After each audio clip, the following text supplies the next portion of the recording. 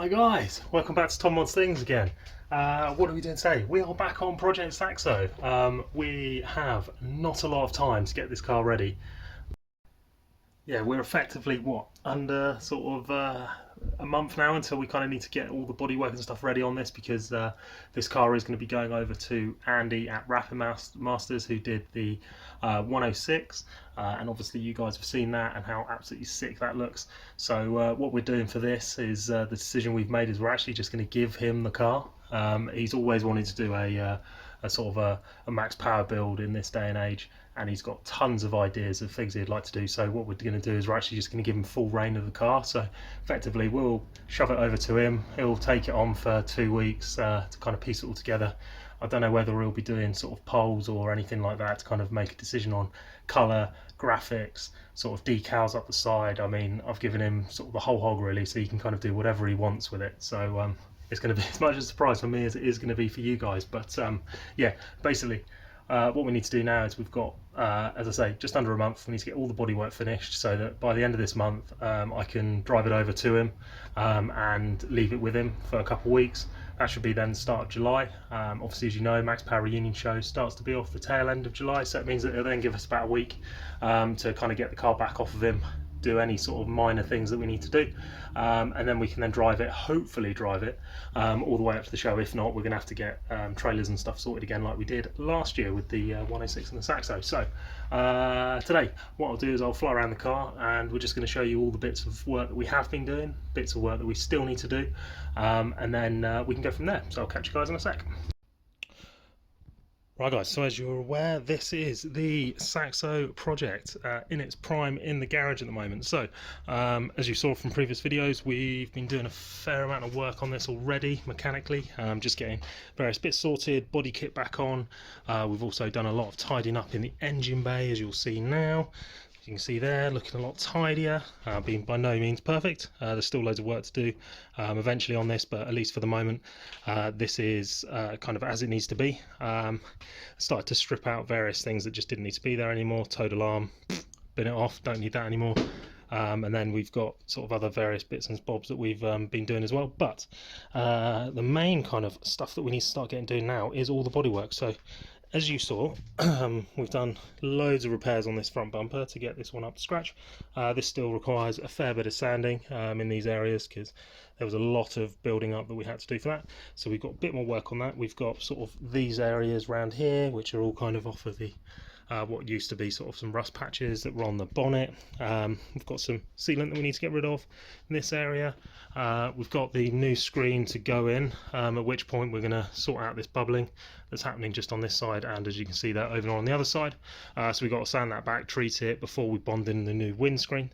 As all the kit and stuff is all on as it needs to be, and then we've got really the main sort of stuff, which is like the body kit. So we've got cracks running all the way down here. As you can see, we've just started to look what it sort of looks like when we start to sand it back and smooth it off, but ideally we're going to be drilling a hole at the start and end of this crack, and then filling it back over again, and then hopefully, fingers crossed, that stops it from cracking any further. We've got loads of lacquer peel up the top, as you can see. Lovely all the way across there, so all of this needs flattening back, and then building it back up with primer, and then wet sanding it, and then just making it a nice smooth surface for Andy to do his thing. We had the same over the other side, as you can see here, with this crack that runs all the way through here. This is actually sort of smooth, but it's a slightly different colour. Looks like it may have been filled before previously. So anyway, so we got bits like that that we need to sort.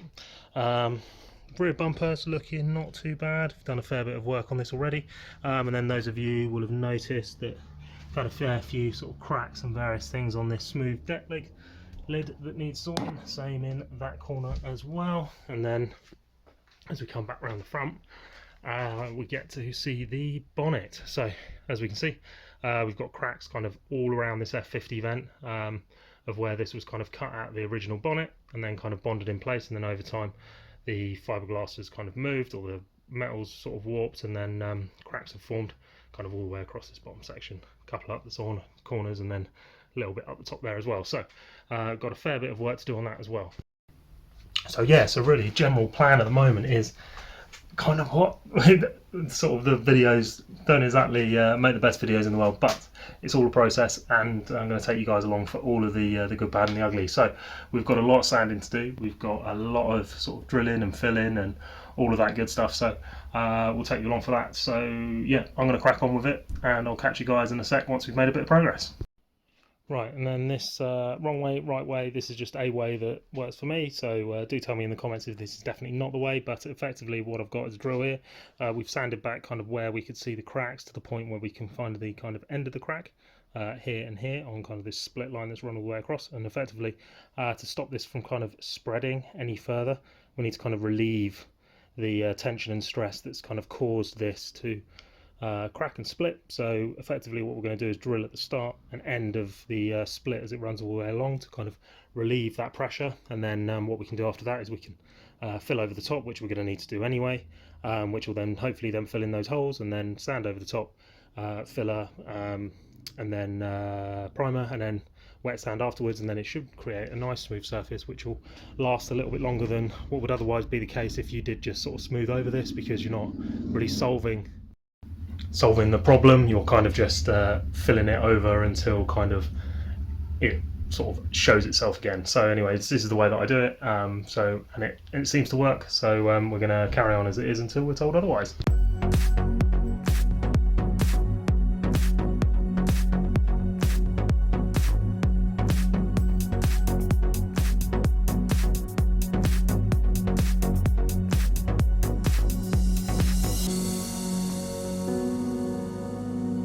And then just to show you what this looks like, now we've added our required speed holes in the bonnet. So as you can see, start and end of crack, little one round here, got two here, start and end of this one, same on this, and then as we come around here, same here, same over here as well. So now hopefully that means that the tension of this kind of additional piece that's been added in on the top has kind of been alleviated, and so what we're going to do now is we're just going to start to properly sand all of this surface where the filler is going to be applied, because effectively we're going to be trying then to fill these holes over and then just keep sort of sanding back until it's nice and smooth. So got a lot of work to do with the old block and sandpaper, so I'm going to crack on with that, and then I'll catch you guys up once we've, as I say, made some progress. Right guys, as you can see, change your clothes, next day on, so we've been making a little bit of progress in the background. I'm just going to flip you around and show you what we've been up to.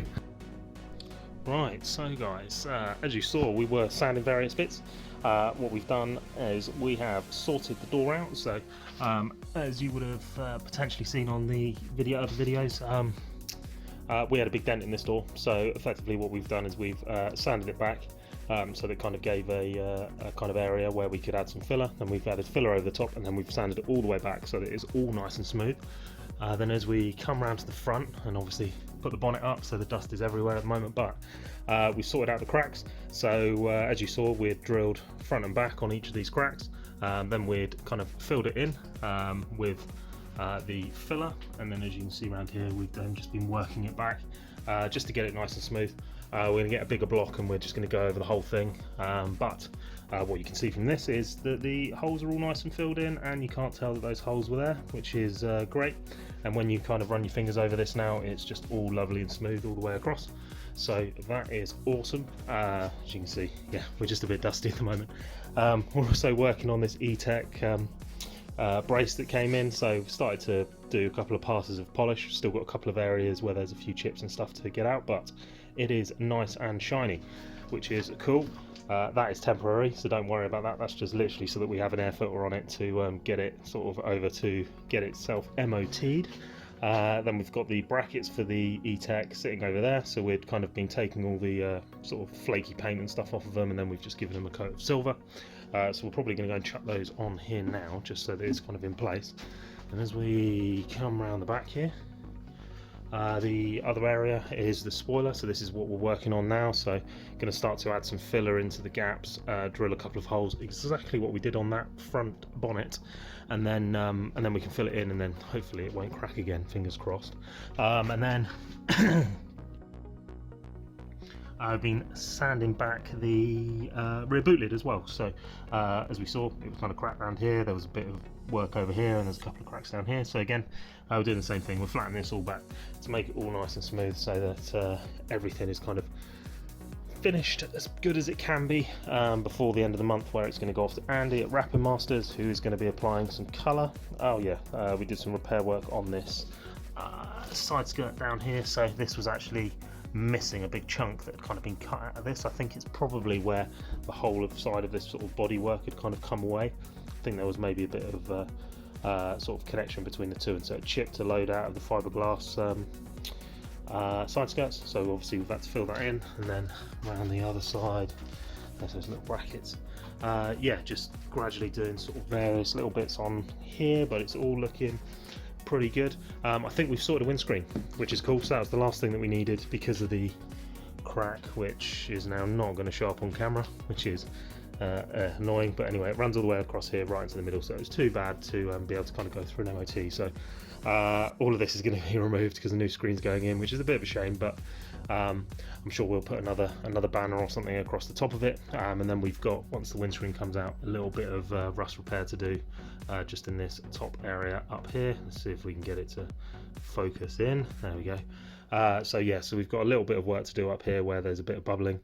So what we'll do is we're actually going to remove the windscreen completely, then we'll sort out all of that side, and then Pug Bits have managed to source a brand new windscreen, so that means that we can chuck that on as soon as it's sorted. Front bumper, that's kind of next on the list really, along with the headlights, to get rid of this sort of area where effectively, as I said, the rust had kind of got onto it and deteriorated the paint a little bit. And then I think we've got to remove the tints on these windows as well, so gonna have a look into whether it's just a film or whatever, but they are a little bit dark really for this, and we will definitely get pulled otherwise. But yeah, so yes, that's where we're up to on it. So I'm gonna carry on cracking on with sanding bits and getting the paint on, get the Texstruct base in, and then we will have to go around with a hoover or something to hoover up all the dust because it's everywhere again, which is great. And then yeah, we're gonna crack on and get it sorted. A few moments later. Well so we definitely did something. Whoops. A little bit too much pressure trying to remove this windscreen, and as you can see, yeah, now we're going to need to go and get a vacuum cleaner because I have covered the interior with glass, which is great. So anyway, yeah, this was actually first time removing the windscreen. I mean, as you can tell, I'm professional as anything, so anyone that needs a windscreen sort of taken out and replaced, hit your man up. Your boy knows what he's doing. So yeah, anyway, we're going to go and get some gloves on because I don't fancy a load of this glass in my hand, and we're going to get removing this screen out, kind of prepping it really for when the new one turns up, and fingers crossed now that new one does turn up, because as we can tell, this one is not going to be reused.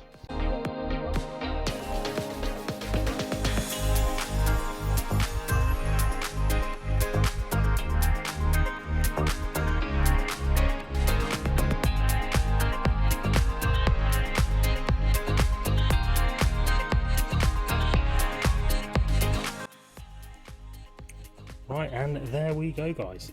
Windscreen is off. We definitely didn't do this the right way, I would say. I got a bit of tidy up to go down underneath, but you know me and stuff that goes on this channel. You never really know the right way to do things until you just kind of jump in and just have a go, and then just kind of learn doing the wrong thing, basically. So anyway, there's definitely ways that we'd improve if we ever needed to do a windscreen again. So now that we know that, noted, next time we can build it up and be better and better and better, and it's all just about self-improvement, isn't it?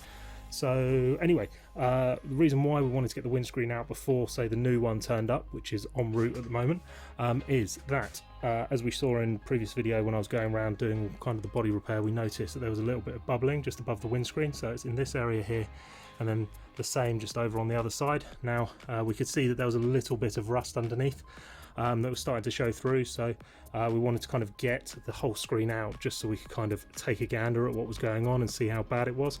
Luckily, which is good, it's not actually that bad, so we've kind of caught this at this stage, and we can treat this really quickly, as we've done with sort of the other bits of surface rust and stuff, we can kind of grind all this back. Pretty sure it's solid all the way through just from poking around with a screwdriver, and as you can see, it started to show a bit of bare metal when we started to sand this back anyway. So I think what we'll do is we're going to clean up all of this edge, because all of this is going to need to come out so that we can apply a new bead when we put the new windscreen in. Those of you that followed the channel previously will know that the 106 around the corner there didn't have a windscreen in. Well, it didn't have any windows really when we picked it up. So we did bond the windscreen in for that. That actually went all right, to be honest. Was easier than I was expecting, so we're going to take the learning from that and we're going to make this one better. So we're going to clean up all the way around here, all the way around the bottom, as we see over on the other side. Very similar story. So slightly bubbling on the top and then a little bit of rust just on the flange that runs around the bottom. So yeah, we'll grind all this back, we'll treat it, nitramores probably, just chuck it over the top as well. Then we'll protective primer it, tidy up all the edges, and then be ready to bosh in a new windscreen as soon as it arrives. So yeah, definitely not going to be washing this anytime soon, but yeah, it's kind of coming together. I mean, yeah, it feels a little bit sort of naked now without the or the stickers, not stickers, and bits and bobs across the top, and I'm sure we'll do something else equally as period correct going across the windscreen there. So yeah, we'll definitely crack on and fill that in. But for the moment, what we're going to do is going to start to pull away all this area down the bottom here and just tidy it up and make it ready. Probably hoover up all of the glass that I've managed to chuck all over the garage, which is brilliant. So yeah, we will clean all that up and crack on. Right, so with various tools and scalpels and stuff, trying to get the last little bit off, numerous stab wounds to my hand accidentally, and a lot of swearing. We've got the screen out, including all the sort of cleanup and stuff that we had to do, because yeah, we've effectively just got glass everywhere, made a complete mess of it, and now we're going to have to learn from it and do it better next time. But anyway, I'll show you kind of what it's looking like right now. Right, so here we go. So this is what we are left with. So as you can see, full windscreen all the way out. Started to tidy up all of this. Kind of always want to leave a little bit of the sealant on, what I've read on the internet. And that's exactly actually what we did with the 106, which has been great for windscreen type of stuff. But yeah, leave a little bit on, because the sealant that goes in here sticks much better to sealant, if that makes sense. It's a bit of a weird one, so it's always best, from what I've read, to leave a little bit around there just to give something for it to kind of adhere to and then create a much better bond. So anyways, that's all out, it's all tidied. Need to hoover up. There's glass absolutely everywhere. There's a big pile of it over there, which we'll need to try and take down the tip. But anyway, what we are looking at doing now is to sort out and grind back these sort of surface rust areas. As you can see, we've started to make some progress with it, and the same on the other side. We want to get this tidied up before we get the windscreen back in. So what we're going to do is we're going to start boshing through that as much as possible to try and get it looking a little bit nice. Right, and there we go, cleaned up. I've added some nitramores over the top here, just on the two bits where we've grinded back all of the sort of surface rust. It is pitted, so we're going to have a little bit more work to do in kind of filling this over and making it all smooth. But we're just going to get this sort of, let it set in and do its thing, and then come back to it tomorrow and crack on. So yeah, so not looking too bad. Just needs a bit of a clean up, to be honest.